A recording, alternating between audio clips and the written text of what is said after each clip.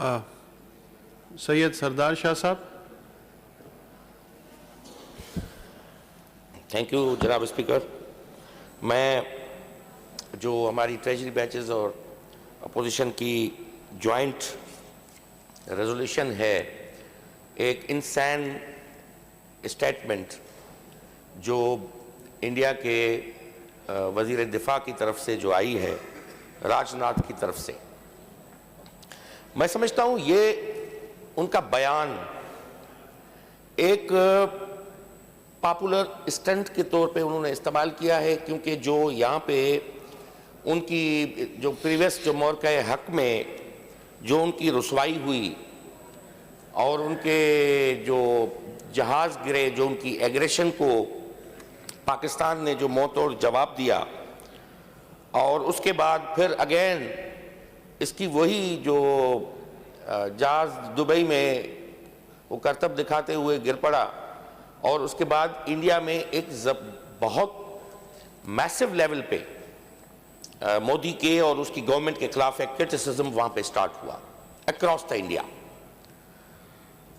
अब उसने जो बात की है, मैं समझता हूँ कि उसने एक तारीख के साथ एक मजाक किया है। उसने एक ऐसी जाहिलाना पागलपन पे मबनी उसने स्टेटमेंट दी है कि सिंध जो है वो इंडिया का हिस्सा हो सकता है और हमेशा रहा है। अब उसको पागल को पता नहीं है, उसने तारीख नहीं पढ़ी, उसने महात्मा गांधी को भी नहीं पढ़ा, उसने जवाहरलाल नेहरू की डिस्कवरी ऑफ इंडिया को भी नहीं पढ़ा उसने, और उसने x Indian president Radha Krishna को भी नहीं पढ़ा। जनाब स्पीकर, हकीकत यह है कि सिंध एक हकीकत है। सिंध आज की हकीकत नहीं है। सिंध आज से 6000 साल पहले जितनी इंसानी तारीख पे जितनी भी किताबें लिखी गई है, जो सिविलाइजेशनल हिस्ट्री आज जो मौजूद है, सरफेस्ड है दुनिया में, वो प्रूविन है, उसमें सिंध 6000 साल पहले था। और सिंध था इस हमारी जो सिंधु जो लाइफ लाइन है इस पाकिस्तान की, जिस पे उन्होंने गनावनी साजिश की हमला करने की,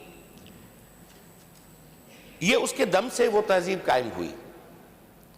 और दुनिया का पहला किताब ऋग्वेदा वो इसी सिंधु के किनारों पे लिखा गया, और उसी ऋग्वेदा में जिस पे बाद में हिंदू मजहब कायम हुआ। मैं आपको थोड़ा ये 1 मिनट में बता रहा हूं कि हम इस कॉन्टेक्स्ट को समझें कि उस पागल को हमें इंटरनेशनल फोरम पे हर जगह जवाब देने के लिए हमें हमारे पास मवाद कितना है। ऋग्वेदा में लफ्ज इस्तेमाल हुआ है सिंधु, सपत सिंधु, जो पहला किताब है जिसके बुनियाद पे हिंदू मजहब कायम हुआ। सपत सिंधु यानी 7 दरियाओं का देश, जिस सिंधु के बुनियाद पे बाद में वो सिंधु लफ्ज चलता हुआ जब पर्शियंस आए 6th सेंचुरी BC में, पर्शियन का रूल यहां पे स्टार्ट हुआ, तो उन्होंने लफ्ज उन्होंने प्रोनाउंस किया हिंदू, सीन की जगह पे उन्होंने प्रोनाउंस किया हिंदू।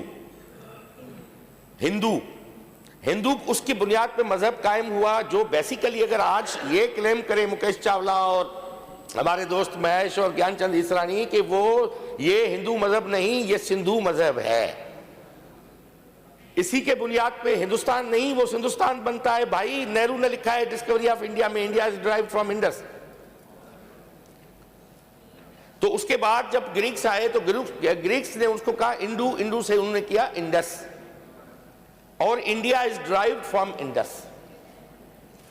ये हिस्टोरिकल फैक्ट है। मैं कह रहा हूं कि आप अभी भी देख सकते हो कि India is derived from Indus, not Indus is derived from India, जैसे आज हम सिंध की बात कर रहे हैं। तो इसने वो तारीखी उसको डिस्टॉर्ट किया। बाद में सिंध जो है वो एक आज़ाद मुल्क रहा। 1843 में अंग्रेज आए, उन्होंने आके जब इस पे हमला किया तो उस वक्त जो है वो पार्ट बनाया बम्बई, जो इस रेजोल्यूशन में जिसका तज़किरा किया गया है कि बम्बई रेजिडेंसी में एक आज़ाद मुल्क को एक कमिश्नर की हैसियत में देके बम्बई का हिस्सा बनाया गया, और गवर्नर जनरल के अंडर में वो आज़ाद मुल्क सिंध जो है उसके अंडर में आया। और उसके बाद 1843 से लेके बाद में सिंध ने अपने शनाख्त की तहरीक चलाई और 1935 का जब ब्रिटिश इंडिया एक्ट आया उसके बाद सिंध को एक सूबे की शक्ल मिली 1936 में, जिसके बदौलत ये असेंबली कायम हुई 1937 में। और बाद में 1843 में इसी असेंबली ने वो रेजोल्यूशन पास किया पाकिस्तान के हक में, इसी सूबाई असेंबली ने रेजोल्यूशन पास की 1943 में। तो इसका कॉन्टेक्स्ट ये है कि उसको ये पता ही नहीं है कि वो एक तारीख के पहलू को मसक कर रहे हैं। आज मैं आपको एक बात यहाँ पे, जितना छोटा सा मैं तिफले मकतब हूं, जितना मैंने थोड़ा बहुत पढ़ा है जिंदगी में, आज का पाकिस्तान हम कहते हैं वादी सिंध है, जो कश्मीर से लेके केटी बंदर तक है, मगर हमारे कुछ पार्ट टूटे हुए हैं। आप अभी भी गूगल करके देख लें कि ढोलावीरा इंडस वैली की साइट है, इंडस वैली सिविलाइजेशन सिंधु सभ्यता की, सिंधु तहजीब की तारीख है या किसी और की है, वो इंडियन गुजरात में मौजूद है। आप लोथल को अभी गूगल करके देखें कि लोथल गुजरात में है, वो इंडस वैली की सिंध का हिस्सा है या किसी और चीज का हिस्सा है। आप अभी वो गूगल करके देख लें कि आपका जो काली बैंगन है राजस्थान में, वो वादी सिंध, हाकड़ो तहजीब और गागर रिवर तहजीब का हिस्सा है या किसी और का है। आप हरियाणा का जो राखी गढ़ी है, आप उसको गूगल करके देख लें कि वो इंडस वैली सिविलाइजेशन की साइट है या किसी और की है। अगर ये बात बनती है तो हम कहते हैं राजनाथ को कि ये राजस्थान, गुजरात और हरियाणा वादी सिंध के पार्ट है, हम क्लेम कर सकते हैं तारीखी बुनियादों पे, आप नहीं कर सकते सिंध के बारे में। आपको तो पता ही नहीं है। आपने वहां पे बैठ के एक पॉपुलर स्टंट के तौर पे उसको इस्तेमाल किया कि हम जो है हमदर्दियां गेन कर लें कि हम सिंध को अपना हिस्सा बना लेंगे। भाई सिंध एक आजाद मुल्क था, बाद में सूबा बना, अपनी मर्जी से सिंध जो है वो पाकिस्तान में एक रेजोल्यूशन के थ्रू शामिल हुआ था।